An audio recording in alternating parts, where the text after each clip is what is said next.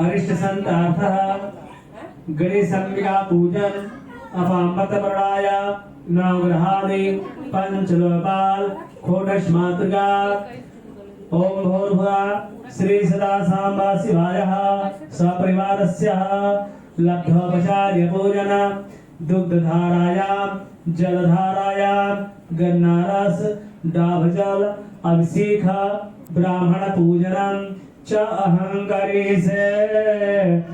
ओम जय जय गदाधर माधव देवां धन सदा सदा देव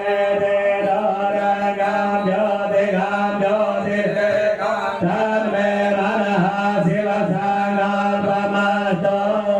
ओम अस्तु शिव संकल्पमस्तु ओम अस्तु शिव संकल्पमस्तु ओम अस्तु शिव संकल्पमस्तु लंबोदर परम सुंदर मेघनाद राधावरांते नयन परम पवित्र माता देवाकर निमज्जल कांते गाता विघ्नेश्वर